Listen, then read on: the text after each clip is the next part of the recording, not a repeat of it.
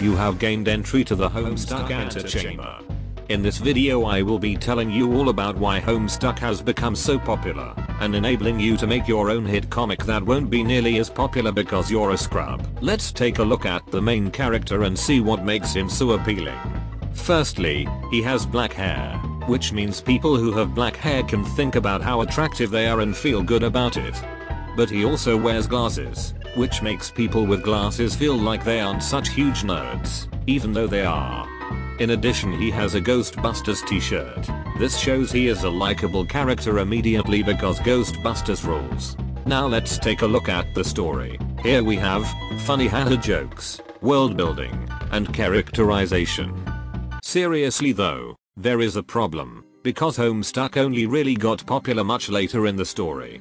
When did it take off, I hear you ask? Well, it was when these chumps got introduced. Despite being involved later in the story, these air quotes, trolls, were the catalyst for Homestuck's explosive popularity. Let's see why. Firstly, they are based around Starsins, so all three people who care about that stuff will instantly love it.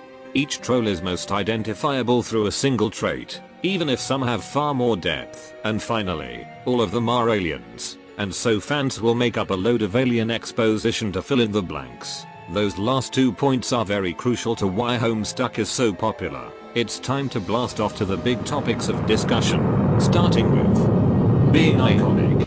The iconic nature of Homestuck characters isn't limited to the trolls. If you look at this picture, you can see from the very beginning that Homestuck followed a set style. Each character can be identified by their silhouette despite lacking a lot of details you would expect, such as some of these bitches. But if we look at this set of characters, we can see they also have distinct bodies, in fact even more so than what we saw previously.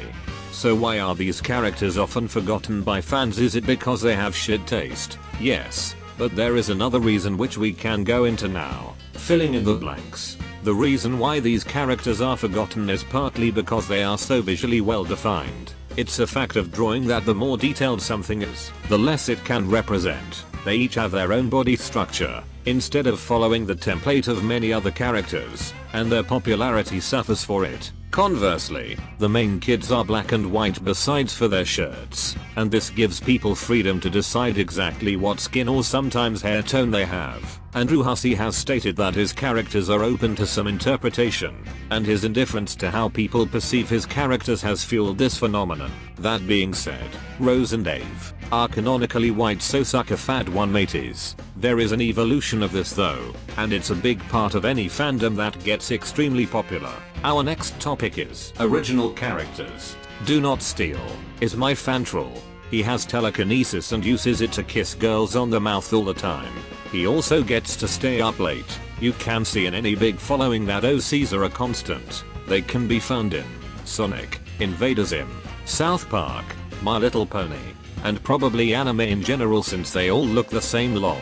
All these things have a style which allows for ease of use of the paint bucket tool, a vital aspect in making something popular. The final aspect of why Homestuck became such a phenomenon is shipping. People are drawn to wanting characters to cuddle, hold hands and other gay shit like that. During the arc that focused on the trolls, Andrew Hussey also lampshaded shipping and went as far as to make his own obtuse arrangement for pairing characters, which many fans have since adopted. The trolls cover such a wide spectrum, pun intended, so people find it very easy to imagine themselves in some situations. I personally lived vicariously through the moment where Aqueous was really strong and also the best. This translates over into shipping very easily, which is why there's so much of it. Now that we've established why Homestuck is big, let's take a look at the problems it causes. Problems with fanon. Drawing non-canon art is no issue. If you want to draw John not liking the hit film Armageddon, then you can. The problems start when people start believing their fan interpretations are as solid as fact, to the point where it occludes discussion grounded in what happens in the comic. Were you aware that Rose actually has a pixie cut? Maybe not, because all of the drawings featuring her with a bob completely outnumber the ones rooted in canon. This example doesn't matter because hair actually grows anyway. Also, it's hair, but more serious things lead fans to be confused about what the characters and events actually are. For a time people thought Eri was literally the worst character.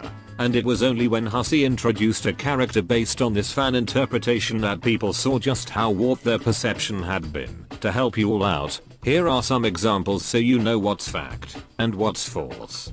Let's start with the facts. John likes Con Air, Karkat shouts a lot, Gamzee wears fatter paint. Now let's go through some things that aren't true. Jade can play the flute very well. Kanea has poor fashion sense. Crablouse is a good artist. Now that you have some perspective, let's move on to a bigger issue. Spoilers. This message is very important, so I probably should have put it at the start. But whilst people skipping the intermission or even the first few acts so they can read about the trolls is bad, what's worse is when people let others do the same. A trend I've been noticing is people trying to get other people to be in the Homestuck fanbase. Note I said fanbase and not actually Homestuck itself. Some fans care more about the fanbase than the source content. These are bad fans who become terrible fans once they spread their attitude to newcomers. The way this usually happens is the fans show the possible fans some big story events which they really should not see. If you are trying to get a friend into Homestuck by showing them Cascade, then you are a fucking idiot and you should probably just leave and live in C-Lab or somewhere less cool. Let me illustrate how dumb that is. Hey, you should watch the Harry Potter films, check this out. If you show them anything past the first few acts, then you are still an idiot. I was lucky when I first read Homestuck. All I knew about it was a webcomic.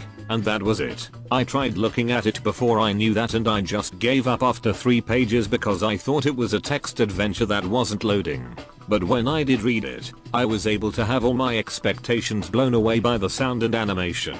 The big changes in scope from what was just a boy in his room, and the huge scale of the story. If you try and get people interested by throwing plot points at them, then you are destroying their ability to experience the comic in that way. If you yourself skip the first few acts, you deprived yourself of that sense of scale that you can only get by starting off small. If you skip the intermission, then you are a big league chew piece of shit. Hussey himself is also guilty of showing too much, and this sets a bad example. If you want your friends to read Homestuck, you can just follow this guide. Step 1. Suggest that they should read Homestuck because it's a cool story. Did they say they are going to read it? Great. Did they say they won't? Fine. Drop it. You don't need all your friends to read Homestuck. And you certainly don't need to ruin the way they read it just because you did the same to yourself, or even if you didn't. In summary, Homestuck has all the traits for something to burst into popular culture: iconic style, shipping potential, room for fan interpretation. On top of those tropes, Homestuck itself is good, and the pushes Hussey has made into subverting the usual formula for a webcomic make it deserving of popularity. So when you make the next big hit, and buy a boat made of fanfiction and AMVs, just remember, you're welcome.